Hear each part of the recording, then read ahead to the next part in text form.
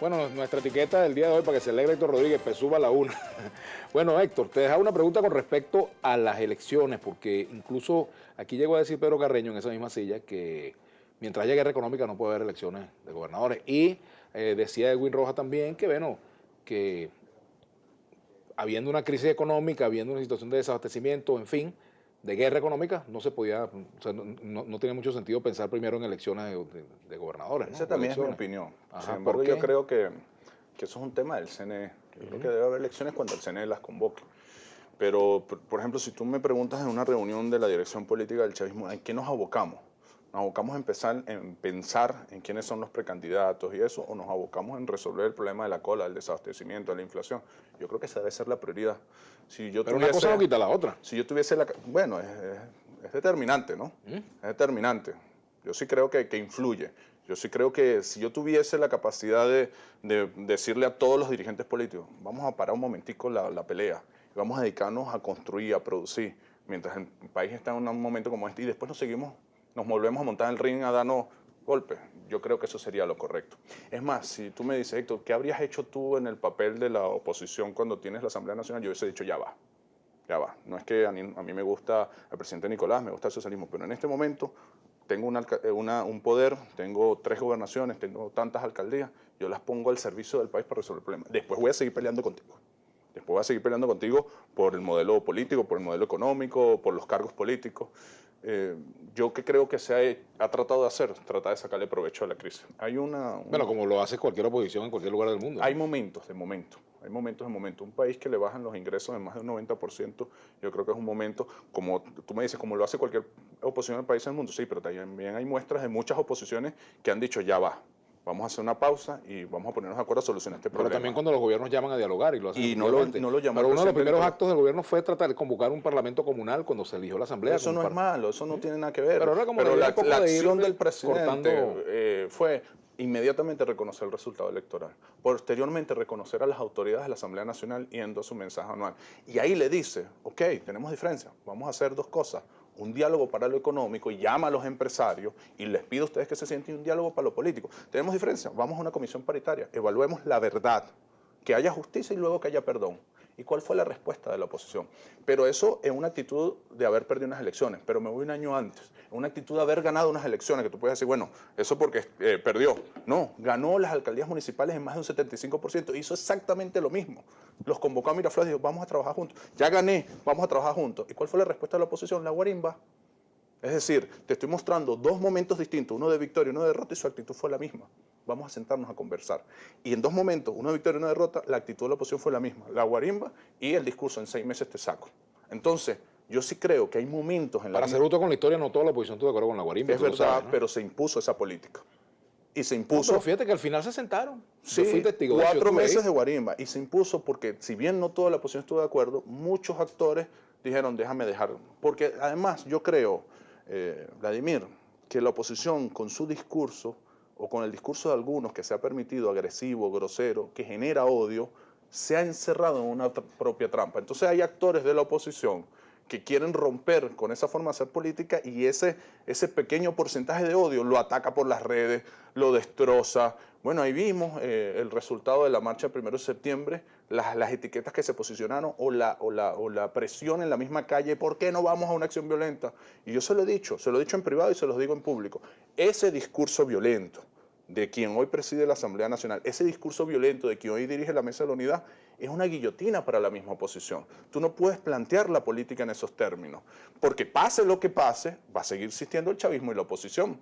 Entonces, ¿qué hacemos? ¿Hacemos la política al estilo de la guarimba? Ahora, ¿por qué no leer más bien la marcha del 1 de septiembre como una muestra de civismo del 99,9% de los que... Y así la reconocemos, así la reconocimos ese mismo día, así fueron las palabras del presidente Nicolás Maduro. Ahora, ¿qué te estoy diciendo? Cuidado que lo que se desarrolló después lo estás sembrando tú con tu discurso de odio. Reflexiona sobre ese discurso grosero, agresivo. Las voy a meter presa a todas y no me importa si son mujeres o no. Eso no puede ser. Es incorrecto. La guarimba es incorrecta. Llámese como se llame. Hay gente que justifica todavía la guarimba. Hay gente que justifica que alguien, yo a veces me pregunto, yo me preguntaba el sábado reflexionando, ¿quién le pasa por la mente pensar? Tú y yo podemos tener diferencias radicales, la debatimos en el plano de las ideas, pero a mí jamás se me ha pasado por la mente pensar, bueno, ¿dónde vive Vladimir? Para ver quién es su seguridad, para ver cómo lo compramos, para ver cómo... Eso es una locura. ¿O quién le puede pasar por la mente? Bueno, ¿cómo grabo un video explicando cómo se pone una guaya de un poste a otro para que un motorizado... O sea, donde haya eso, todas y todos, tú y yo, todos los que pensemos distinto, estamos obligados a decir, epa, eso no. Tenemos diferencias, vamos a debatirla, pero eso no. Yo creo que eso es necesario. Y creo que esa política violenta, ese discurso violento que a lo mejor te permite ganar en la pelea interna, yo lo entiendo también. Bueno, la oposición está en un debate interno y radicalizan, alza la voz, infla el pecho para ver cómo gano más en la medición interna. Pero, epa, cuidado con lo estratégico. Y el momento que está viviendo el país es el momento de ponernos a trabajar, de ponernos a producir, de dialogar, de debatir. Yo empujo en esa dirección. Entonces, tú me Pero fíjate, mientras eso se da, ha habido nuevas detenciones. Por ejemplo, hoy daba una rueda de prensa avanzada progresista por el caso de Carlos Melo, que está detenido, y por una traba de carácter burocrático, la fianza que le tenían que haber dado hace un mes, no se la han dado, por ejemplo. Y hay mucha gente detenida y otros que están denunciando, por ejemplo, montajes por parte de la policía política. Bueno, que haya un proceso de justicia, que haya un proceso de justicia. Lo que yo sí te voy a decir, tú sabes que yo vengo de familia de izquierda, de familia torturada y de familia muerta y asesinada.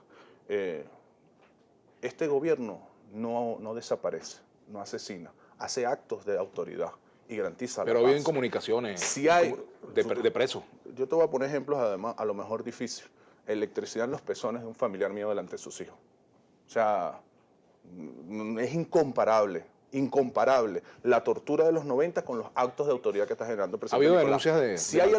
denuncias Si hay algún exceso, revisémoslo. Pero lo que tú no me puedes negar a mí es que la actitud en respeto a derechos humanos del presidente Nicolás Maduro y del comandante Chávez, en comparación con los 90, es radicalmente distinta. Pero, por ejemplo, hay un tema que tenemos que ir a la pausa, pero, por ejemplo, te puedo decir, yo que soy familiar de presos políticos también. Déjame terminar la idea. Tiene que haber un ejercicio de autoridad que garantice la paz. Si hay exceso, revisémoslo, pero tiene que haber autoridad. Pero, porque ejemplo, de aquel lado hay terrorismo, Vladimir. Porque a Robert Serra lo mataron y lo asesinaron. No estoy diciendo que toda la oposición, pero hay actores de la oposición que son irracionales políticamente y tenemos que reconocerlo. Pero ya que tú hablas del tema de los presos políticos, fíjate, por ejemplo, el hecho de que a los presos políticos hay muchas restricciones para visitarlos. Yo visitaba gente en el San Carlos, a Gabriel Puerta, visité al papá de Elsa Solórzano, lo visité a César Solórzano en el San Carlos, yo podía entrar allí. Hoy en día, diputados quieren ver la situación de los presos en el SEBIN y no pueden. Algunos han ido. Y los han visitado y se les ha cuidado su vida y no hay desaparecidos y no hay torturados. O sea, tú me dices, yo visité muchos presos, sí, Vladimir, y también fuiste a muchos funerales de gente que desaparecieron.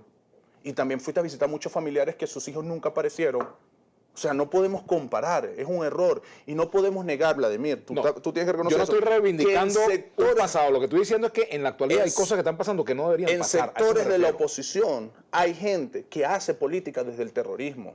Y eso obliga al presidente Nicolás Maduro, obliga al Estado a hacer un ejercicio de la autoridad. Llamar terrorista a la MUD no es un paso muy largo. No toda la oposición lo hay, pero tú tienes que reconocerme que hay sectores en la oposición que hacen una política que es inaceptable. Bueno, como hay gente del chavismo que también hace cosas inaceptables, de golpear gente, por ejemplo, en la calle. Si eso pasa, entonces, hay que juzgarlo. Ninguna de esas cosas es Lo que estoy pidiendo es, no neguemos que hay actitudes terroristas y fascistas en la oposición que necesitan ejercicio de autoridad. Tenemos que irnos al corte porque si no, bueno, nos cae aquí producción. Vamos a la pausa. Ya venimos con Héctor Rodríguez.